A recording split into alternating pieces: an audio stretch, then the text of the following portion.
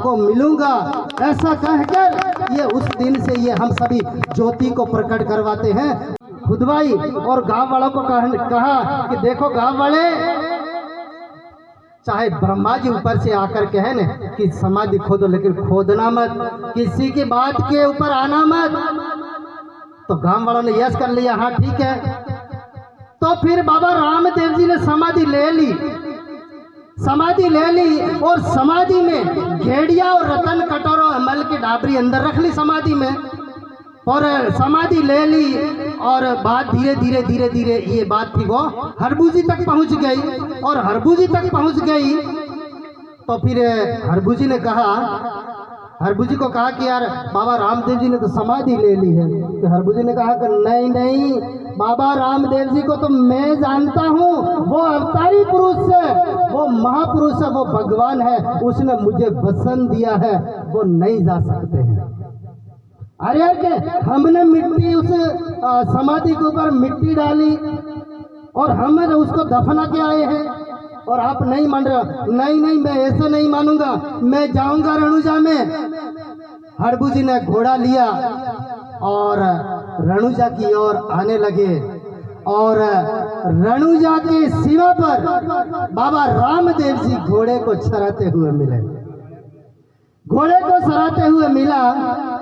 और फिर हरबूजी घोड़े से नीचे उतरा और कहा कि प्रभु कि आपको तो कह रहे हैं कि समाधि ले ली है। उस बात को काटते हुए आनाकानी करते हुए, अरे कि हरबूजी तो बैठने यार, लोग तो कुछ भी कहे यार, हाँ बैठ जा, अपन तो अमल पीते हैं, अभी बहुत दिनों से मिलते हैं, बातें करते हैं।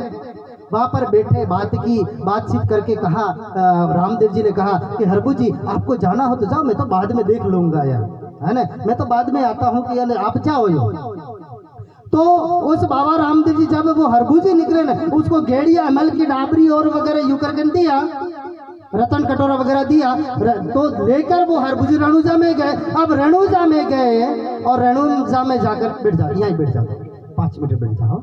तो रणुजा में गए और वहां पर ऐसे चबूतरे बैठे सभी बात कर रहे थे यार कि बाबा रामदेव जी ने समाधि ले ली, समाधि ले ली, ऐसी बात कर रहे थे। और उस हरबूजी ने कहा, अरे भाई कौन से रामदेव जी की बात कर रहे हो? उसने कहा कि अजमल जी के घर अवतार लिया, उस बाबा रामदेव जी की बात कर। नहीं नहीं, कि वो बाबा रामदेव जी तो मुझे इस रणुजा की सीमा पर मिले हैं, घोड़े को सराहते हुए मिले, हमने अमल किया और हम आपस में बातचीत करके मैं आया हूँ। वो करे, अरे हमने दफनाया, हम झूठे, तू अकेला ही सच्चा क्या? फिर कहे, अरे यार कैसे झूठ मत बोले यार, हमने दफनाया था बाबा रामदेव जी को। तो फिर हरबूजी ने कहा कि देखो भाई, आपको विश्वास नहीं हो तो ये रहा घेड़िया, ये रही अमल की डाबरी और ये रहा रतन कटोरा। फिर उसने देखा, अरे कि ये तो हमने समाधि में रखा था, ये तो हमने समाधि में रखा था, इसका मतलब अपनों ने बात दफनाए और पीछे से निकलकर चले गए हैं। उसको डाउट हो गया।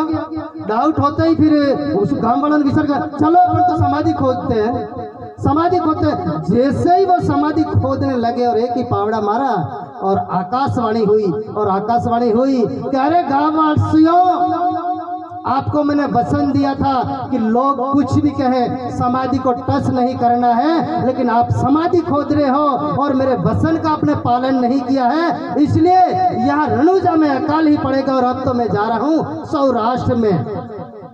ये बात हरबूजी ने सुनी, अरे कि बाबा रामदेव जी ने तो सच में समाधि ले ली है। हरबूजी ने पुकार किया, अरे बाबा रामदेव जी, प्रभु आपने तो सच में ही समाधि ले ली, आपने तो सच में ही समाधि ले ली है, और आप जो मुझे मिले थे वो तो वचन का पूरा करने के लिए मुझे मिले थे।